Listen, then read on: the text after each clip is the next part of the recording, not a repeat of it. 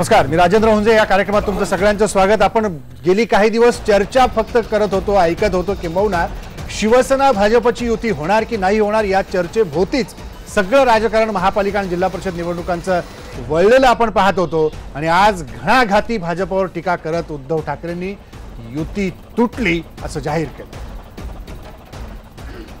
आता याच्या पुढे भविष्यामध्ये शिवसेना एकटी महाराष्ट्रावरती भगवा फडकवेल. आता याच्या पुढे मी युतीसाठी कोणाही दारामध्ये कटोरा घेऊन जाणार नाही. जे काही असेल ते माझं भगव्याचं, माझ्या शिवसैनिकाचं आणि माझ्या शिवसेना प्रमुखांचं असेल, एकट्याचं असेल. मला कोणाच्या भिकेवरती मी राहणार नाही. मग याची पहिली तयारी, ज्या महापालिका आहेत, ज्या जिल्हा परिषदा आहेत, तिथे कुठेही मी युती करणार नाही. माझा शिवसैनिक स्वतःच्या हट्टापायी, स्वतःच्या वेडापायी आणि स्वतःच्या महत्वाकांक्षापायी कुठेही माझ्या आई समान शिवसेनेची गद्दारी करणार नाही, तिच्या कुशीवरती वार करणार नाही. आणि ही बोलणी इकडे थांबल्यानंतर आता वरिष्ठ निर्णय घेतील. वरिष्ठ म्हणजे कोण?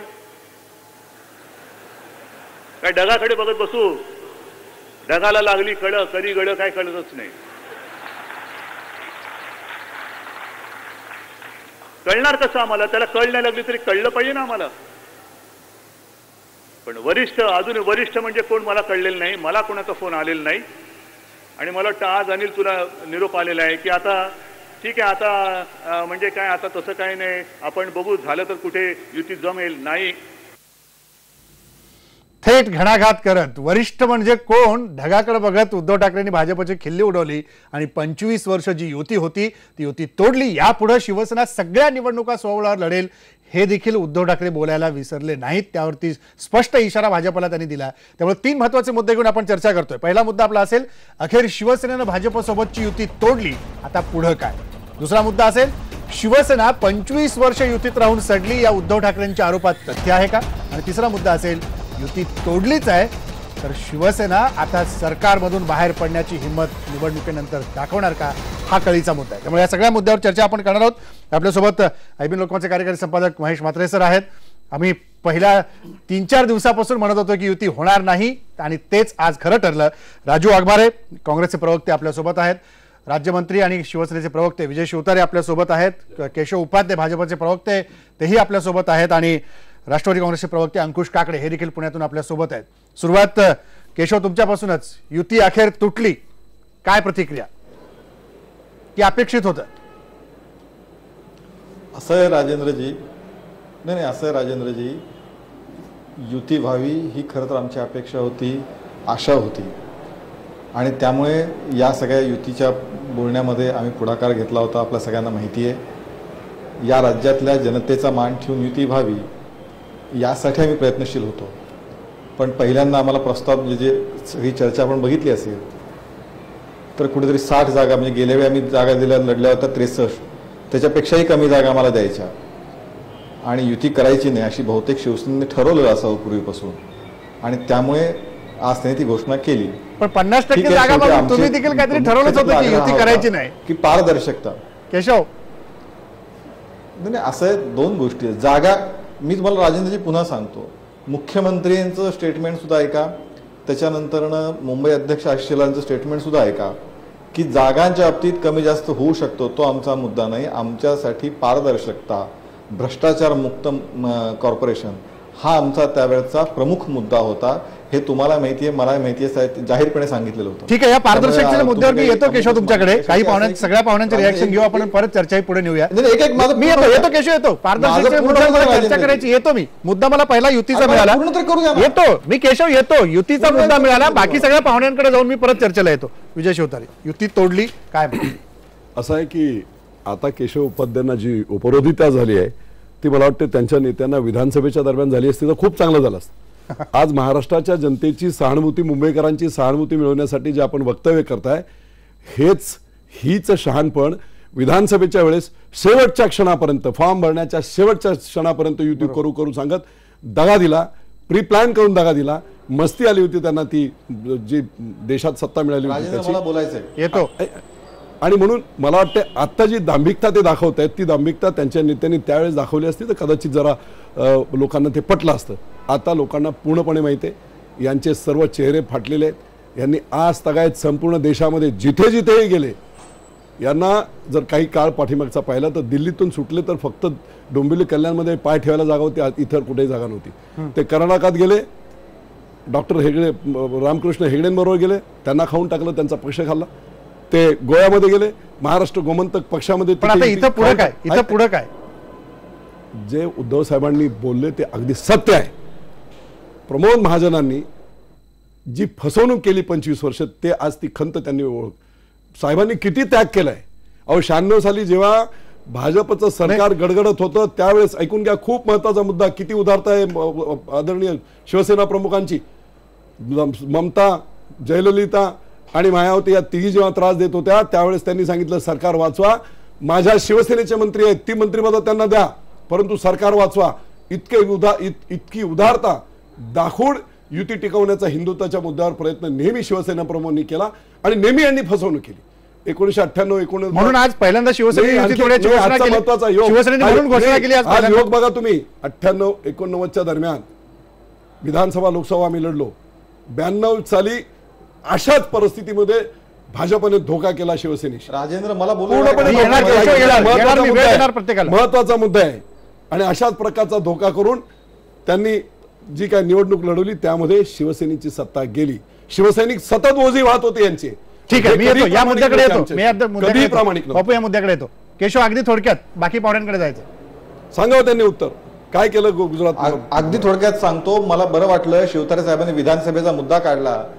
तुम्ही जाहीर केलं एकनाथ खडसेंनी. अजून विधानसभा निवडणुका जाहीर व्हायच्या होत्या त्याच्या अगोदर 151चा नारा कुणी दिला? 151 प्लसचा.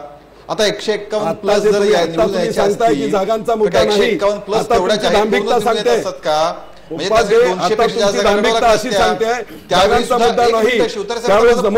जागांचा का काढतो? अहो शिवतारे साहेब ऐकून घ्या ना आता. बोला शिवतारे साहेब ऐकून घ्या. बोला. हा मुद्दा पूर्ण करतो. त्यामुळे पहिली सुरुवात त्यांनी केली. दुसरं असं, अहो त्यावेळेचा इतिहास आहे. आम्हाला ते 122 सुद्धा जागा द्यायला तयार नव्हते जेवढ्या आमच्या निवडून आल्या. म्हणजे कुठल्या प्रकारचा आडमुठेपणा त्यावेळी केला. तिसरा त्यातला सगळ्यात मोठा मुद्दा, जर शिवसेना 25 वर्ष सडली असं म्हणायचं असेल तर मग हा निर्णय बाळासाहेब ठाकरेंचा होता. त्यावेळी प्रमोद महाजन बाळासाहेब ठाकरे त्यावेळी युती झाली होती. म्हणजे बाळासाहेब ठाकरेंचा निर्णय चुकला असं तुम्ही एक मिनिट बाळासाहेबांचा निर्णय उपाध्याय जरा मला बोलू द्या. एक उपाध्याय जरा मला बोलू द्या. उपाध्याय जरा बोलू द्या. बाळासाहेबांचा निर्णय हा उदारमतवादी आणि हिंदुत्वाची मतं. एक मिनिट तर त्याला बाकी राजकीय एक मिनिट पटकन. बाळासाहेबांनी ही युती केली आणि ते जे म्हणतायत की याचा अर्थ बाळासाहेबांचे निर्णय 100% बाळासाहेबांचे निर्णय, पण अतिशय प्रामाणिकपणे निष्ठेने त्यांनी हिंदुत्वाची मतं डिवाइड होऊ नयेत, चुकीचे लोक सत्तेवर येऊ नयेत म्हणून ती उदारमतवादी उदारपणा त्यांनी केला होता. म्हणून मगाशी सांगितलं ना, जेव्हा जयललिता आणि या तिन्ही त्रास देत होत्या तेव्हा बाळासाहेबांनी सांगितलं माझी मंत्रिपद कमी करा पण सरकार टिकवा. आहे का तुमच्या तो उदारपणा?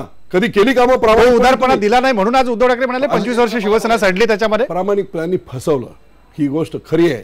ही गोष्ट आज जर आम्ही प्रामाणिकपणे संपूर्ण महाराष्ट्रभर जर फिरलो असतो, आमचं चिन्ह गेलं असतं महाराष्ट्रभर 25 वर्ष, तर कदाचित 10-15 वर्षापूर्वी शिवसेनेची एक हाती सत्ता निश्चितपणे महाराष्ट्रावर आली. याच मुद्द्यावर मला पुढे जायचंय. डॉक्टर राजू वाघमारे तुमची काय प्रतिक्रिया? युती तुटली, आघाडीचं काय आता? मी येतो केशव, मी येतो, सगळ्यांकडे जातोय, मी सगळ्यांना वेळ देतो. राजेंद्रजी आपण युतीबद्दल बोलतोय. काय आहे की 2 लबाड पक्षांची युती 25 वर्ष होती. एक लबाड पक्ष दुसऱ्या लबाड पक्षाला गंडवण्याचं काम करत होता, तर ते आज नाही तर उद्या या प्रकारच्या गोष्टी होणारच होत्या. ज्या लोकसभेत झाल्या, त्याच्यानंतर विधानसभेत झाल्या आणि आत्ता झाल्या. म्हणजे हे काय गणित असं काय नव्हतं की ही युती यांची तुटणार नव्हती. प्रश्न असा आहे की या युती 25 वर्षाच्या युतीमध्ये फक्त बीजेपीला फायदा झाला अशातला भाग जर आपण पकडला तर तो चुकीचा ठरेल. बीजेपीने शिवसेनेचा उपयोग करून घेतला आणि शिवसेनेच्या पाठीमध्ये खंजीर खुपसला, हे बीजेपीचं ब्रीदवाक्य आहे आणि त्यांचा तो स्वभाव आहे. हे जरी आपण पकडलं तरी बीजेपी कडून शिवसेनेला पण फायदा झाला आहे, कारण शिवसेनेचा उगम मराठी माणसाच्या न्याय हक्कासाठी. शिवसेना आज म्हणते भाजपने खंजीर खोपसला. नाही नाही, ऐकून घ्या ना. शिवसेनेचा उगम मराठी माणसाच्या न्याय हक्कासाठी झाला राजेंद्रजी. त्याच्यानंतर वोट बँक वाढवण्यासाठी मग मराठी माणसाकडून आपण हिंदुत्वाकडे वळलो. मग हिंदुत्वामध्ये अगोदरच असलेल्या बीजेपीच्या पोकळीमधली हवा आपल्याकडे घेण्याचा जो प्रयत्न होता आणि त्याच्यामधून पसरण्याचा जो प्रयत्न होता त्याचा फायदा शिवसेनेला पण झाला. म्हणजे असं नाही महाराष्ट्र सोडून बाहेर गेली नाही, असं नाही शिवसेना महाराष्ट्र सोडून बाहेर गेली असं नाही की फक्त मला बाकी पाहुण्यांकडे जायचं. काय आहे की बीजेपीचा पण फायदा झाला, शिवसेनेचा पण फायदा झाला. म्हणून मी म्हणालो की एक जास्ती लबाड आणि एक थोडा कमी लबाड, दोन लबाड पक्षांची युती झाली. दोन बद्दल ते बोलत असताना एक मी सांगू शकतो की ते म्हणतायत की दोन लबाड पक्ष एकमेकाला फसवतात. तुम्ही तर 125 कोटी जनतेला फसवला.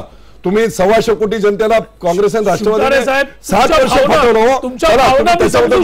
ठीक आहे, आपण डॉक्टर एकच मिनिट डिप्लोमॅटिक गोष्टी असतील पण याचा अर्थ येतो मी केशव, एक मिनिट. 125 कोटी बापू एक मिनिट मला तुमच्या सगळ्यात ढोंगी पक्ष कुठचा असेल तर तो बीजेपी खालोखाल शिवसेना आहे. ठीक आहे, या मुद्द्यावर मी येतो या मुद्द्यावर मी परत येतो या मुद्द्यावर. अंकुश काकडे, शरद पवार म्हणाले की खूप दुःख झालं त्यांना युती तुटल्याचं. काय नेमकं आहे? दुःखामागे आनंद आहे की दुःखामागे वेगळ्या काही गोष्टी आहेत?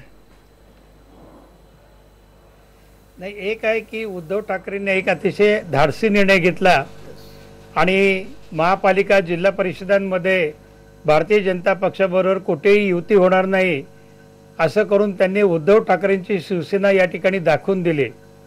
पण मी असं म्हणेल की ज्या दिवशी ते महाराष्ट्राच्या सरकारमधून शिवसेना बाहेर पडेल त्यावेळेला खऱ्या अर्थाने ती बाळासाहेब ठाकरेंची शिवसेना असेल असं मला वाटतं. पवारसाहेबांनी सांगितलं ते बरोबर आहे की 25 वर्ष सत्तेसाठी किंवा विशेषतः मुंबई महापालिका ही राज्यातील एक अतिशय श्रीमंत महापालिका, देशातील श्रीमंत महापालिका आहे. ती आपल्या हातामध्ये ताब्यामध्ये ठेवून राज्याचं राजकारण करायचं अशा प्रकारची भूमिका गेल्या 25 वर्ष शिवसेना आणि भाजपने त्या ठिकाणी केली. आता राज्यामध्ये भारतीय जनता पक्षाला चांगल्या प्रकारचं यश मिळालं. आता आपल्याला राज्य मिळालंय तर मुंबई महापालिका देखील मिळावी आणि मुंबई महापालिका एकदा ताब्यामध्ये घेतल्यानंतर शिवसेनेला संपवून टाकावं अशा प्रकारचा एक महत्वाकांक्षी निर्णय त्यांच्यामध्ये होता. परंतु शिवसेनेने तो ओळखला. वास्तविक पाहता उद्धव ठाकरे साहेबांनी हा निर्णय यापूर्वीच घेतला असता. मूळ मुद्द्याला बघायला देत आहे. ऐका ना, मूळ मुद्द्याला बघायला देत आहे. शिवसेनेने बरोबर ओळखलं पण युती तुटल्यानंतर राष्ट्रवादीने काय ओळखलंय? बरोबर पवारसाहेब योग्य वेळेला योग्य शब्द वापरतात. मी थांबा, तुम्हाला ऐकवतो पवारसाहेब काय म्हणाले. ऐका पवारसाहेब काय म्हणाले ऐका आणि आपण चर्चा करू. इतके वर्ष एकत्र काम करणारे आज वेगळे झाले त्याबद्दल मला अति दुःख होतं. तुम्ही यापूर्वी बाकीत केलं होतं सर, यापूर्वी काढला तर तुमच्या पक्षाची काय भूमिका असते? काढण्याचं जर त्यांनी उत्तर देत नसते त्यांनी कुठलाही निर्णय घ्यावा आणि मग चर्चेला यावं, त्यावेळी विचार करा. अंकुश काकडे, ऐकलं तुम्ही आता पवारसाहेब हसून म्हणत होते अतिव दुःख झालं. दुःख हसून व्यक्त होणं म्हणजे आनंदाची उकळी असते. त्याच्या पुढे ते म्हणाले की त्यांनी निर्णय घ्यावा, पुन्हा चर्चेला यावं. ऐका अंकुशराव ऐका ना, मी काय म्हणतो ते त्यांनी काय म्हणाले की त्यांनी निर्णय घ्यावा आणि पुन्हा चर्चेला यावं, मग आपण पुढे ठरवू असं शरद पवार म्हणतायत. याच्या आधीच तुम्हाला ठाऊक आहे शिवसेना भाजप हे दोन्ही जोडीने सत्तेत बसायला तयार नव्हते. त्यावेळेस भाजप सरकारला बाहेरून बिनशर्त पाठिंबा देण्याची तयारी उदारपणे शरद पवार साहेबांनी दाखवलेली होती. तुम्ही का आता म्हणजे सत्तेत बसण्याची तयारी तुमची सुरू झाली की काय? येतो मी अंकुश काकडे. नाही, आपण या ठिकाणी पवार साहेबांच्या वक्तव्याचा विपर्यास्त करीत आहात. नेहमीच म्हटलं जातं अंकुश काकडे. पवार ज्या वेळेला नेहमीच म्हटलं जातं शिवसेना भाजपने चर्चेला यावं असं नाही. आम्ही आता या ठिकाणी समविचारी पक्ष एकत्र येण्याचा प्रयत्न करतोय. महानगरपालिका असेल, जिल्हा परिषद असेल, त्या ठिकाणी आम्ही या दोन्ही जातीवादी संघटनांना बाजूला ठेवून एकत्र येऊन स्थानिक स्वराज्य संस्थांच्या निवडणुका अंकुश काकडे समविचारी पक्ष एकत्र बनताय. राज्यामध्ये ज्यावेळेला प्रश्न होईल पुन्हा आम्ही हेच गेल्या महापालिकेत काँग्रेस बरोबर नव्हती म्हणून शिवसेना भाजपला बरोबर घेऊन सत्ता स्थापली. हा समविचार नाही.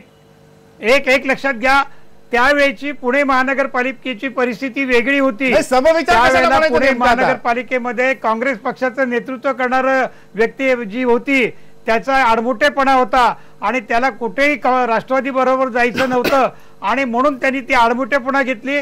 शेवटी एक नंबरचा पक्ष म्हणून महानगरपालिका जर का पुणेकरांनी आमच्या बाजूने कौल दिलाय तर महानगरपालिका चालवली पाहिजे आणि म्हणून त्या ठिकाणी पुणे पॅटर्न केला. परंतु ज्यावेळेला योग्य वेळ आली त्यावेळेला आम्ही तो पुन्हा पॅटर्न पुन्हा विसर्जित केला आणि काँग्रेस बरोबर आम्ही महानगरपालिकेमध्ये काम करतोय. महानगरपालिकेमध्ये आघाडी करण्याचा प्रयत्न आहे. ठीक आहे, मी येतो तुमच्याकडे. महेश सर काय म्हणाल? एकूणच युती तुटलेली आहे आणि आता ज्या पद्धतीने उद्धव ठाकरे यांनी गर्जना केलेली आहे बघितल्यानंतर असं वाटतं की महाराष्ट्राच्या राजकारणामध्ये नव्याने सत्ता संघर्ष पेटणार आहे. परंतु काँग्रेस आणि राष्ट्रवादी काँग्रेस या सगळ्या राजकीय घडामोडीकडे ज्या पद्धतीने बघते ते बघितल्यानंतर मला असं वाटतं की शिवसेना आणि भाजप यांनी विधानसभेच्या निवडणुका ज्या पद्धतीने स्वतंत्ररित्या लढून स्वतःचं अस्तित्व महाराष्ट्राच्या राजकारणातलं ठळकपणे प्रस्थापित करून दाखवलेलं होतं.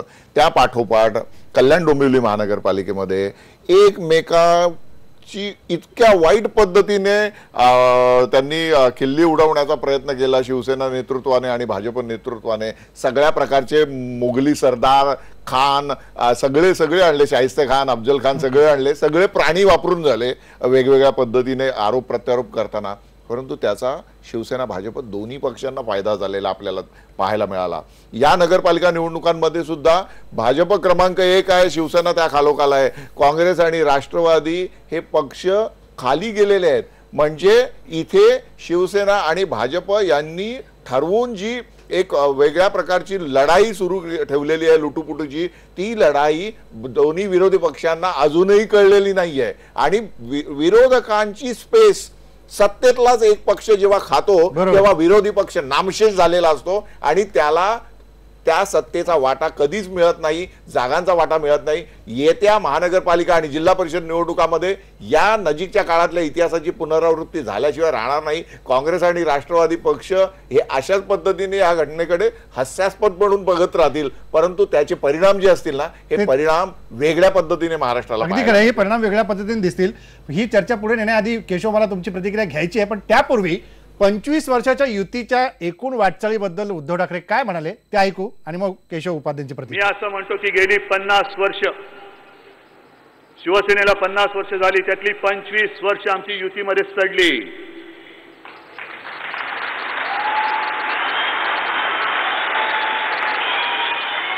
मला कल्पना आहे की 25 वर्ष आमची सडल्यानंतर आज मी आपल्या शिवसेनेच्या नवीन वाटचालीची घोषणा करतोय. सोबत देणार आहात?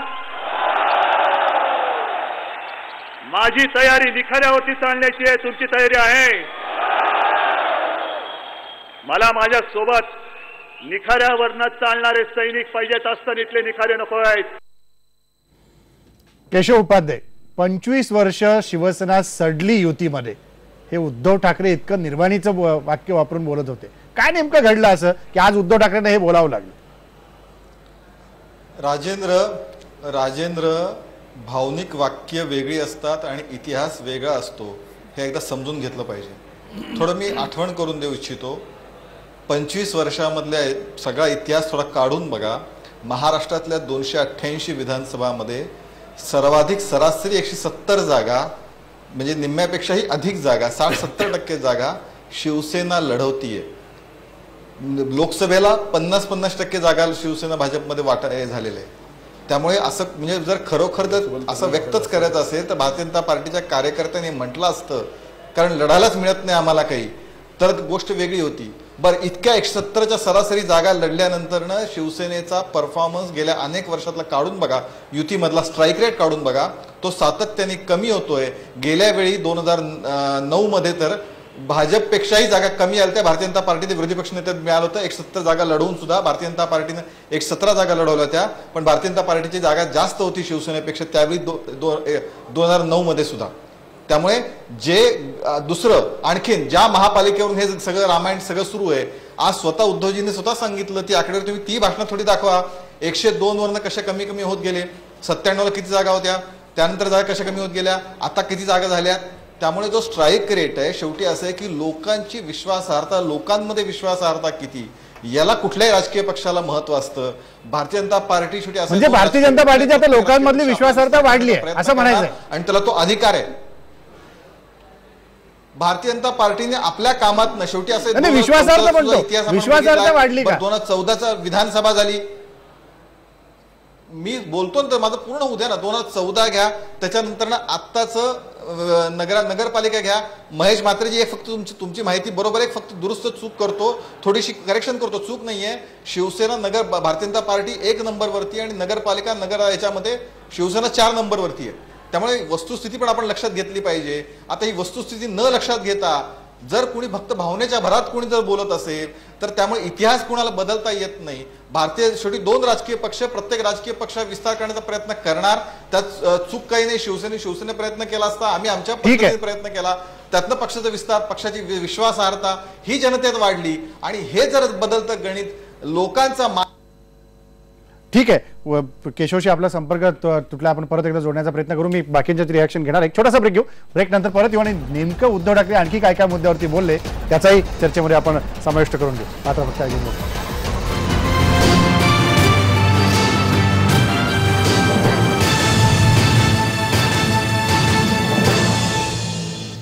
शिवसेना भाजपची युती अखेर तुटली. आता पुढं काय, ज्या प्रकारे शिवसेनेने या आज भाषणामध्ये उद्धव ठाकरेंनी मोठ्या ढरकळी फोडली, यातून आता शिवसेना सत्तेतून बाहेर पडण्याची हिंमत दाखवणार का? कारण ज्या प्रकारे उद्धव ठाकरे म्हणाले की नव्या शिवसेनेची वाटचाल आता मी करतोय, त्यामुळे ही नवी शिवसेना कशी असेल, पूर्ण या पुढच्या सगळ्या निवडणुका स्वबळावर लढणार अशा घोषणा त्यांनी केल्या. पण हे करत असताना जो मुद्दा पारदर्शकतेचा भाजपने उपस्थित केला होता, त्या पारदर्शकतेच्या मुद्द्यावर उद्धव ठाकरे काय म्हणाले ते ऐकू आणि चर्चा पुढे करू. पारदर्शकता जर का आणखीन तुम्हाला पाहिजे असेल तर पहिली पारदर्शकता महापालिकेच्या कारभारात आहे, तेवढी पारदर्शकता मला राज्य सरकार आणि केंद्र सरकारच्या कारभारात आणावी लागेल. आणि ती आणत असाल तर याच्याही पुढे आम्हाला काय करायचं ते करा. आमची तयारी, आम्ही स्टँडिंग कमिटीच्या केबिनमध्ये कशाला, चव्हाट्यावरती येऊन बोलायला तयार आहोत. आणा स्थायी समितीचे जे काय ठराव असतील ते चव्हाट्यावरती आणा आणि सगळ्या जनतेसमोर उघडे करा. आम्हाला काहीही म्हणायचं नाही, आमची तयारी आहे त्याला. पण निदान आज जे स्टँडिंग कमिटीमध्ये होत आहे तेवढा तरी कारभार हा तुमच्या राज्यामध्ये आणि केंद्रामध्ये येऊ द्या. उद्धव ठाकरे पारदर्शकतेच्या मुद्द्यावर काय बोलले आपण ऐकलं. केशव उपाध्ये असं आहे की त्यांचं भाषण ऐकलं, त्या भाषणात ते प्रामुख्याने म्हणाले की काय केंद्र राज्य सरकारच्या बैठका खुल्या ह्याच्यात होऊ द्या, अमुक तमुक काय काय ते म्हणाले. मी ऐकलं ते. खरं म्हणजे मला थोडा प्रश्न पडला, मी खरं लहान कार्यकर्ता आहे पण नागरिकशास्त्र मला थोडंसं माहिती आहे, त्यामुळे मला असं आहे की या सगळ्या हे गोपनीयतेच्या शपथा घेऊन मंत्री येत असतात, तसं महापालिकेत नसतं. त्यांना तुम्ही कॅबिनेटमध्ये घेत नाही, पण ठीक आहे. आता माझं पूर्ण तरी होऊ द्या ना.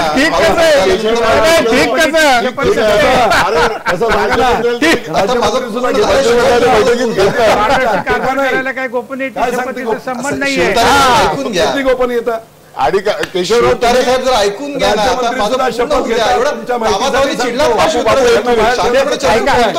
केशवराव मी काय म्हणतो, कसलं नागरिक शास्त्र चर्चा करतोय शिवतर नागरिक शास्त्र सांगतो. एवढं नागरिक शास्त्राचा अभ्यास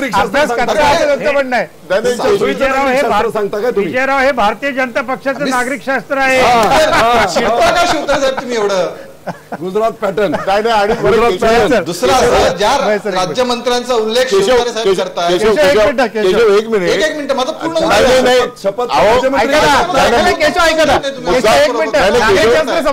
केशव, आपल्याला ट्रान्सपरन्सीच्या मुद्द्यावर ज्यावेळेस तुम्ही बोलतात त्यावेळेस अत्यंत महत्त्वाचा मुद्दा इथे आपल्या या कार्यक्रमामध्ये या पॅनलवर जे स्वतः राज्यमंत्री आहेत विजय बापू शिवतारे हे इथे बसलेले आहेत आणि ते जेव्हा म्हणतात की अहो आम्हाला मंत्रिमंडळ बैठकीत घेत नाहीत तर तुम्ही ते ठीक आहे असं कसं काय म्हणू शकता? याला ही पारदर्शकता आहे. त्याचे उत्तर देतो महेश म्हात्रे. महेश म्हात्रे त्याचे उत्तर देतो. केशव थोडक्यात त्याचं उत्तर देतो ना मी. हा आता तुम्ही आज द्या ना उत्तर. एक मिनिट उपाध्याय उद्धव साहेबांच्या भाषणात एक मिनिट उपाध्याय एकच मिनिट सांगा. उपाध्याय एक मिनिट बापू काय आता उद्धव साहेबांच्या भाषणामध्ये जो मुद्दा होऊ द्या एक मिनिट तुम्ही राज्यमंत्री जाऊ द्या केशव सगळ्यांना वेळ जाऊ द्या. तुम्ही आज जो त्यांच्या भाषणामध्ये उद्धव साहेबांचा आलेला एक मुद्दा अतिशय सरप्राइझिंग आहे आम्हालाही शॉकिंग आहे मंत्रिमंडळात असताना देखील आज काहीतरी त्यांनी अध्यादेश काढलाय आणि संपूर्ण अध्यादेश असं म्हणतोय की सरकारी कार्यालयामध्ये कुठेही देवदेवतांच्या मूर्ती गणपतीला मूर्ती शिवसेनेच्या मंत्र्यांना विचारून त्यांना विश्वास पारदर्शकता सांगताय तुम्ही तुमची मनमानी उत्तर देऊ द्या केशव उत्तर द्या. नाही माहित नसतं तुम्ही उत्तर द्या. शांतपणे उत्तर देऊ द्या. देखील माहित नाही त्यांच्या विभागाची निर्णय काय. माझी विनंती आहे शिवतारे पण शांतपणे ऐकून घ्या. एक मिनिट केशव बोला. केशव बोला. अरे काय चाललंय काय चाललंय? नाही उत्तरच घेतोय. बोला त्याच्यावर विनंती आहे माझं उत्तर पूर्ण होऊ द्या मग आपण बोला हवं ते. ठीक आहे उत्तर थेट. ज्या अध्यादेशाबद्दल वारंवार बोललं जातंय बोललं जातंय तो अध्यादेश नाही ते परिपत्रक आहे. ते तरी का काढलं का विश्वासात घेत नाही तुम्ही तर मी काय बोलू. तुम्ही परिपत्रक तुझा एक मिनिट एवढा मोठा निर्णय असताना शिवसेनेच्या मंत्र्यांना मी बोलतो राज्यमंत्री सोडा शिवसेनेच्या मंत्र्यांना परिपत्रक काढताना शासन शिवसेना आणि भाजपचं आहे का तुम्ही शिवसेनेच्या मंत्र्यांना तुम्ही परिपत्रक काढताना विचारलं का विश्वासात घेतलं नाही तुम्ही. केशव ऐका. अरे बापू फक्त आठवण करतो. केशव एक मिनिट केशव एक मिनिट. ते म्हणतात ते वास्तव आहे ज्या ग्रामविकास किंवा जलसंधारण खात्याने ते परिपत्रक काढलं त्याच खात्याचे राज्यमंत्री आहेत आणि यांनाही पत्ता लागत नाही कुणी काढलं आणि चर्चा पण होत नाही. शिवसेनेच्या कॅबिनेट मंत्र्यांना देखील कल्पना नाही. राज्यमंत्र्यांना नसू द्या शिवसेनेचे 5 मंत्री आहेत कॅबिनेट कुणाला विचारून तुम्ही परिपत्रक काढलं घेतलं विश्वासात. असेच निर्णय मंत्रिमंडळात पारदर्शकतेने होतात. मी जास्त बोलू ही पारदर्शकता त्यांची माहिती आहे. हे मोदी पॅटर्न आहे. हा मोदी पॅटर्न मंत्र्यांनाही पत्ता नसतो. केशव बोला. हे काय चाललंय राजेंद्र ही चर्चा अशी करायची का? हे चर्चा चाललंय मध्ये बोलू नाही चर्चा केशव व्यवस्थित मुद्द्यावर चालली आहे त्यामुळे मुद्दे ऐका वाक्य पूर्ण होऊ देत एक वाक्य पूर्ण झाल्यानंतर त्या मुद्द्यावर चर्चा होतीये. तुमच्याकडून अपेक्षा नाहीये. ऐका उत्तर प्रत्येकाला उत्तर द्यायला वेळ मिळतोय असं काहीच नाही. विनंती आहे की आज केशव उपाध्यांची मानसिकता आपण समजून घ्या. त्यांना जरा सवलत द्या. बोला आता अंकुश काकडे यांनी ऐका केशव अंकुश काकडेंनी आता ज्या पद्धतीने सामंजस्याची भूमिका घेतलेली आहे आणि शरद पवारांनी सुद्धा जी एक तयारी दर्शवलेली आहे त्याचं हे पुढचं पाऊल आहे. त्यामुळे केशव आता तुम्ही बोला. आता तुम्ही बोला. माझी मानसिकता अतिशय व्यवस्थित आहे आणि माझी एकच विनंती आहे. मी शिवतारे साहेबांनी विनंती करतो की इतके मोठे मंत्री आहेत त्यांनी असं मध्ये मध्ये प्रत्येक वाक्याला बोलणं योग्य नाही. त्यांना काय टीका करायची आहे. केशवराव बोला तुम्ही आता तुमचा मुद्दा तुम्ही पहिला मुद्दा परिपत्रक आणि अध्यादेश यातला जर फरक कळत नसेल तर मी म्हणजे काय बोलायचं म्हणजे पुन्हा एकदा राज्यामध्ये देशामध्ये कॅबिनेट मंत्री राज्यमंत्री अशा प्रकारच्या संकल्पना आहेत. राज्यमंत्र्याची महिन्यातनं एकदा नियमित राज्य परिषद होते. त्यात होणारे निर्णय जर शिवतारे साहेबांना माहिती नसतील किंवा ते उपस्थित नसतील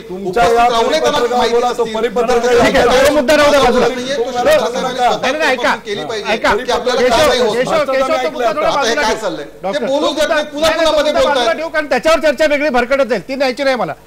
काय राजेंद्रजी पारदर्शकता या शब्दावर आणि या पद्धतीवर बीजेपी आणि शिवसेनेने बोलणं म्हणजे ह्याच्यासारखा दुसरा विनोद नाही. पारदर्शकता बीजेपीने शिकवायची.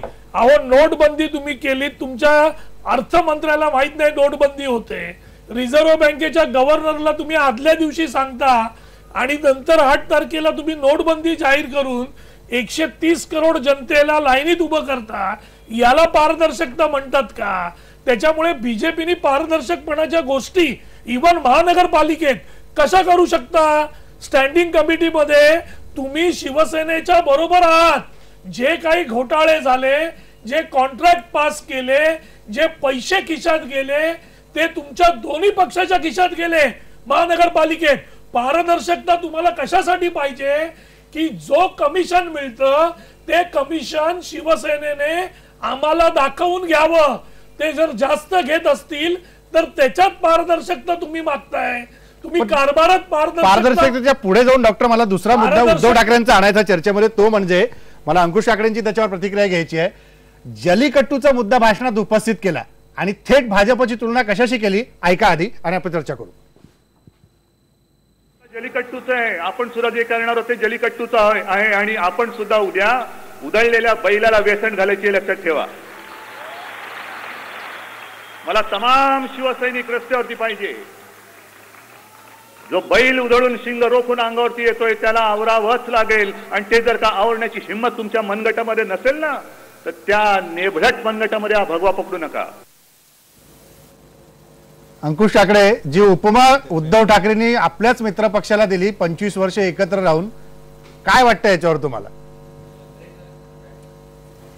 नाही, मला आता एकच त्यांना सुचवा असं वाटतं, जर भारतीय जनता पक्ष बैल असेल तर त्या बैलाच्या नादी लागणं किंवा त्या बैलाच्या बरोबर जाणं हे तुम्ही का सहन करता? तुम्ही जो आता बाणेदारपणा स्थानिक स्वराज्य संस्था, महानगरपालिका, जिल्हा परिषदेमध्ये दाखवलाय, तोच बाणेदारपणा, तोच बाळासाहेबांचा कणखरपणा तुम्ही राज्य शासनामध्ये दाखवा आणि तुम्ही आज त्या सत्तेतून बाहेर पडा आणि तुम्ही सत्तेत या. आम्हाला सत्तेची काही हौस नाही. आम्ही विरोधी पक्षामध्ये राहायला तयार आहोत. लोकांचा निर्णय आम्ही मान्य केलेला आहे. अहो, पण तुम्ही एकमेकाचे कपडे फाडताय आणि सत्तेसाठी एकत्र राहताय. म्हणजे मलिदा खाण्यासाठी तुम्ही एकत्र आहे. राजू वाघमारे म्हणले ते खरं आहे. यांचं मूळ भांडण आहे मुंबई महानगरपालिकेमध्ये. जो काही मलिदा मिळतोय तो मलिदा तुम्ही किती खाताय आणि आम्ही किती खातोय हे पारदर्शी दाखवलं पाहिजे. या ठिकाणी जर उद्धव ठाकरे असं म्हणत असतील की केंद्रामध्ये आणि राज्यामध्ये पारदर्शीपणा नाही आणला पाहिजे, तो नाही असं जर त्यांचं म्हणणं असेल तर केंद्रातून आणि राज्यातून त्यांनी सन्मानाने बाहेर पडावं. तोच मुद्दा अंकुश ठाकरे, याच मुद्द्यावर मला चर्चा करायची आहे. भारतीय जनता पक्षाने देखील त्यांना जर का बैल म्हणत असतील तर अशा बैलाबरोबर जायचं का ह्याचा देखील आपण विचार भारतीय जनता पक्षाने केला पाहिजे. मला चर्चा करायची. मी येतो.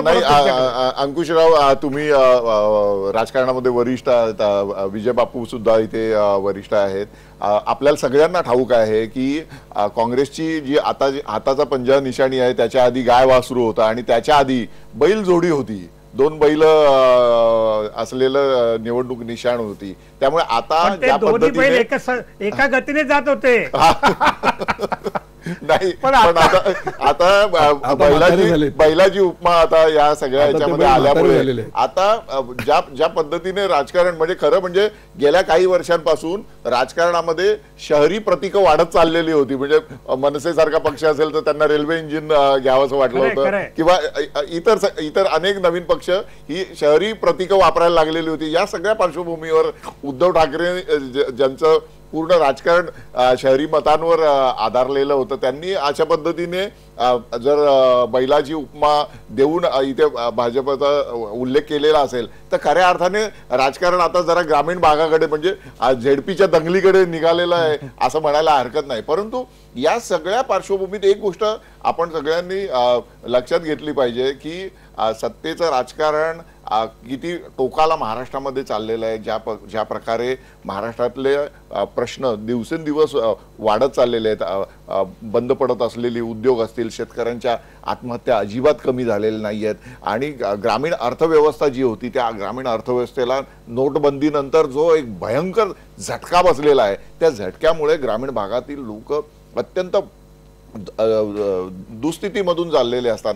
या सगळ्या पार्श्वभूमीवर आता महाराष्ट्रातल्या या ज्याला आपण मिनी विधानसभा म्हणू शकतो इतकी मोठी निवडणूक येऊ घातलेली आहे. त्या निवडणुकीमध्ये जर अशा पद्धतीने राजकारण होणार असेल, लोकांच्या प्रश्न बाजूला पडत असतील आणि काही ठराविक व्यक्तींच्या महत्वाकांक्षा जर अशा समोर येत असतील तर खऱ्या अर्थाने सगळ्याच राजकीय पक्षांनी या स्थितीचा विचार केला पाहिजे, एवढंच या ठिकाणी. अगदी खरंय. शेवटचा प्रश्न सगळ्याच पाहुण्यांना मी विचारतो. मंदार एकच आहे, मी या ठिकाणी आता उद्धव ठाकरेंनी भारतीय जनता पक्षाला बैल अशी उपमा दिली.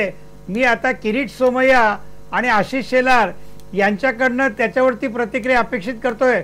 कदाचित 2 दिवसामध्ये आशिष शेलार किंवा किरीट सोमय्या शिवसेनेला हा हो असं म्हणण्याची शक्यता आहे. राजेंद्रजी मला एकच मिनिटामध्ये मगाशी महाराष्ट्रातील जनतेचा गैरसमज होऊ नये म्हणून सांगतो की त्यांनी सांगितलं भाजपच्या प्रवक्त्यांनी की महाराष्ट्रात 1 नंबरचा पक्ष भाजप झाला. त्यांनी उत्तर द्यावं 56 नगराध्यक्ष जे झालेले आहेत त्यातले भाजपचे आणि RSSचे स्वतःचे किती 5 सुद्धा नाही आहेत. ज्या काँग्रेस आणि राष्ट्रवादीवर टीका करत त्यांनी सत्तेमध्ये आले त्या काँग्रेस आणि राष्ट्रवादीची सगळी पिलावळ इकडे घेऊन स्थानिक होल्ड करत त्यांनी ती सत्ता मिळवली. त्यांची सत्ता नाही, ती सूज आहे. नंबर 1. नंबर 2 म्हणजे संपूर्ण महाराष्ट्राच्या जनतेला हे माहिती आहे यांचे RSSचे आणि भाजपचे 5 सुद्धा नाही.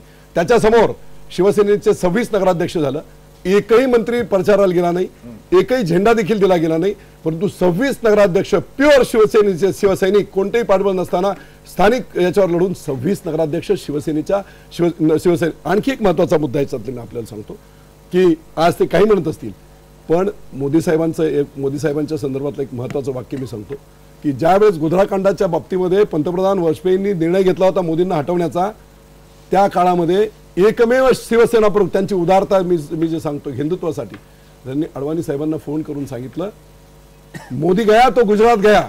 आज मोदी साहेब ते विसरले आहेत. उपाध्याय साहेब तुम्ही विसरलेले आहात. ठीक आहे, मी शेवटचा मुद्दा, शेवटचे 4 मिनिटं उरलेल्या सगळ्याच पाहुण्यांना मला विचारायचं आहे. केशव, सुरुवात तुमच्यापासून करतो.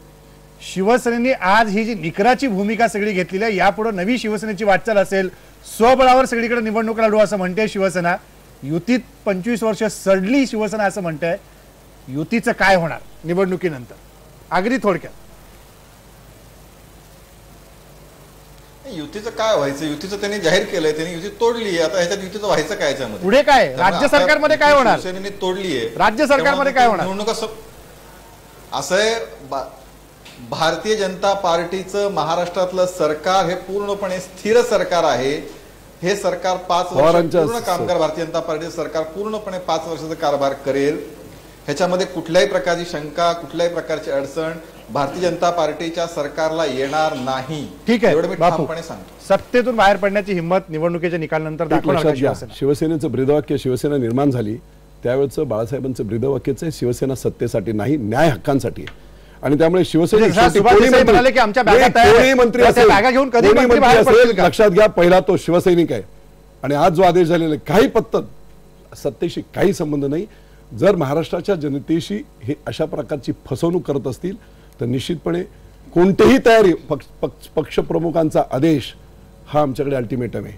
ठीक आहे डॉक्टर वाघमारे, काय आहे सत्तेसाठी हपापलेले हे दोन्ही पक्ष आहेत.